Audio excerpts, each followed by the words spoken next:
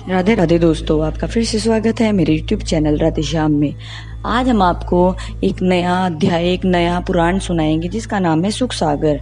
वो सुनाने से पहले मेरी आप सबसे विनती है कि आप मेरे चैनल को लाइक, सब्सक्राइब और शेयर करना ना भूलें, ताकि हम आपके लिए अच्छी अच्छी पुराने ला सकें। राधे राधे। राधे राधे दोस्तों, आपका फिर से स्वागत है मेरे YouTube चैनल राधे श्याम में। आज हम आपको आगे की कथा सुनाते हैं। इसलिए ज्ञानी पुरुष उस परम परमात्मा का जो समस्त जीवों को प्रकाशित कर कर्मानुसार फल प्रदान करता है, याद रखकर संसारिक मोह माया से सदैव अलग रहते हैं। जिस तरह न्यारियां माटी के ढेर में से स्वर्ण कण निकालकर उसको तुच्छ जान छोड़ देती हैं, उसी प्रकार ज्ञानी पुरुष शरीर पाकर परमात्मा का भजन कर संसारिक मोह माया का त्याग कर इस शरीर को तुच्छ समझकर छोड़ देता है। इसलिए जीवात्मा अमर मानकर तुम्हें भी हिरण्याक्ष का सोच त्याग देना चाहिए। एकायाधु इसका चक्र ही इस प्रकार है कि इसमें कभी सुख और कभी दुख होता ही रहता है। जो प्राणी आज दुखी है उसको तुम कभी सुखी देखोगी, और आज जो सुखी दिखाई देता है वह कल विपत्तियों और दुखों में फंसा हुआ पाएगा। तू व्यर्थ चिंता मत कर, क्योंकि तेरा पति शीघ्र ही ब्रह्मा जी से वरदान पाकर सातों द्वीपों पर राज करेगा, और उस समय इस संपूर्ण जगत में एक तू ही महारानी कहलाएगी, तथा तेरे गर्भ से परमेश्वर का भक्त उत्पन्न होगा, जिसका संपूर्ण जगत में यशोगान होगा। ये बालकों, मुनि नारद जी के इस तरह ज्ञान उपदेश सुनकर मेरी माता का कष्ट कम हो गया, और मुनि नारद जी ने मेरी माता सहित समस्त दैत्य स्त्रियों को आदर सहित उनके घरों में पहुंचा दिया। सो उस समय मुनि नारद जी का वह दिया हुआ ज्ञान उपदेश मुझे अच्छी तरह याद है। इसलिए तुम सबको सदैव उस परमात्मा का भजन करना चाहिए, क्योंकि जो भी कोई उस परमात्मा को सच्चे मन से स्मरण करता है उसका इस जगत में कोई भी अहित नहीं कर सकता। हे भाइयों, तुम्हारे सामने मेरे पिता ने मुझे कितने कठोर दंड देकर मेरे प्राण लेने चाहे, लेकिन परमात्मा की कृपा से मुझे जरा भी कष्ट नहीं हुआ। यदि तुम भी सच्चे मन से परमात्मा को स्मरण करोगे तो कभी कष्ट नहीं पाओगे। उस परम पिता परमात्मा से प्रेम करने वाला देवता, दैत्य और प्राणी सुदूर अधम वह परमात्मा ही क्यों न हो, वही इस जगत में सर्वश्रेष्ठ गिना जाकर अवागमन के चक्र से छूटकर सदैव के लिए मुक्ति पा जाता है। मुनि नारद जी बोले, हे राजन, बालक प्रहलाद के मुख से यह ज्ञान भरी बातें सुनकर वह समस्त बालक एक ही स्वर में बोले, हे प्रहलाद, माता पिता गुरु एवं सारा जगत भी हमारा बैरी हो जाए, हम आपसे प्रतिज्ञा करते हैं कि हम सब आज से निडर होकर उस परम पिता का सच्चे मन से स्मरण करेंगे। मुनि नारद जी बोले, हे राजन, पाठशाला के वह समस्त छात्र प्रहलाद के मुख से ज्ञान उपदेश सीख कर परमात्मा विष्णु, नारायण, राम और जगदीश्वर आदि नामों का उच्चारण करने लगे।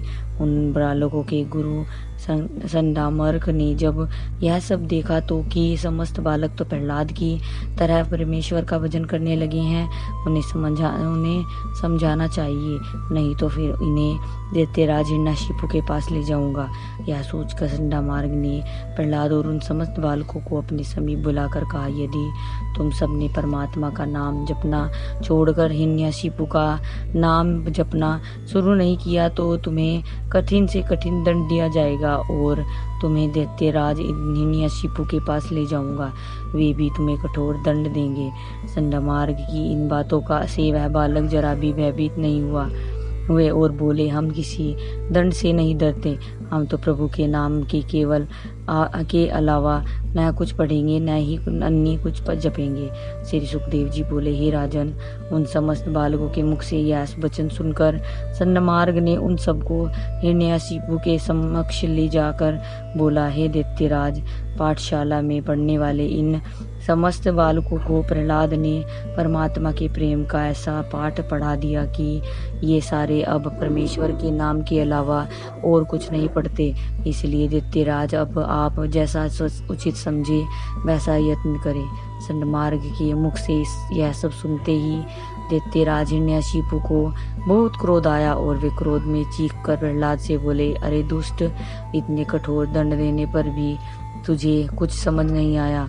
लगता है तेरी मौत प्रसन्न होकर तुझसे लिपटना चाहती है।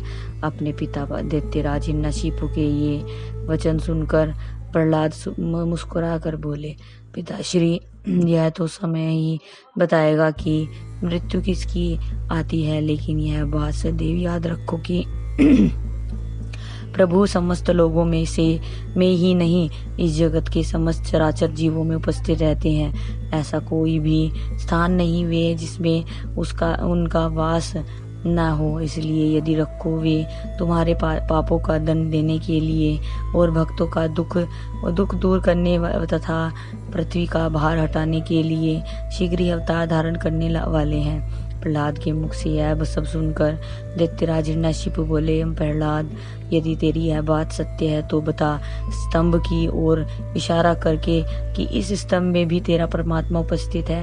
प्रहलाद ने मन ही मन परमेश्वर का ध्यान किया करके कहा, हाँ, वे इस स्तंभ में भी उपस्थित है। हिरण्यकशिपु यह सुनकर कि स्तंभ में भी परमात्मा उपस्थित है थोड़ा भयभीत हो गया, लेकिन जब उसने गौर से स्तंभ की ओर देखा और उसे कुछ दिखाई नहीं दिया तो वह प्रहलाद से क्रोध में चीख कर बोला, हे दुष्ट, दुष्ट झूठे, कहाँ है तेरा परमात्मा? यदि तुझे अपने जीवन से मोह है तो अपने परमात्मा को यहाँ बुला, क्योंकि मैं तुझे यमलोक पहुंचाने वाला हूँ। और यदि दूरदर्श से तेरा परमात्मा यहाँ आ गया तो उसे मारकर अपने भाई व अपने अन्य दैत्यों की मौत का तो उससे बदला लूंगा। श्री सुखदेव जी बोले, हे राजन, यह कहते ही हिरण्यकशिपु जैसे ही प्रहलाद को मारने के लिए उठा वैसे ही वह स्तंभ बीच में से फट गया और उसमें से महाभयंकर गर्जना करते हुए भगवान नरसिंह प्रकट हुए। उनकी गर्जना को सुनते ही समस्त देव, यक्ष, गण, किन्नर, मनुष्य भयभीत हो गए। और दैत्यराज हिरण्यकशिपु तो उनके इस स्वरूप को देखकर इतना भयभीत हुआ कि काफी देर तक वह अपनी आंखें बंद किए रहा। फिर दैत्यराज हिरण्यकशिपु ने अपने मन में सोचा, मैं तो यमराज से भी नहीं डरता, आज मैं इसे देखते ही डर गया, क्योंकि इस विचित्र जीव का देवता, दैत्य, मनुष्य एवं पशु आदि कुछ भी नहीं कर सकते और न ही यह ब्रह्मा जी की सृष्टि में ही गिना जा सकता है। आज की कथा में समाप्त करते हैं, आगे कथा कल सुनाएंगे। राधे राधे राधे राधे राधे राधे, जय श्री कृष्ण। अगर आपको मेरी वीडियो अच्छी लगी तो बेल आइकन दबाना ना भूलें, ताकि आपको मेरे आने वाली वीडियोस का नोटिफिकेशन मिलता रहे। धन्यवाद। ओम नमः शिवाय।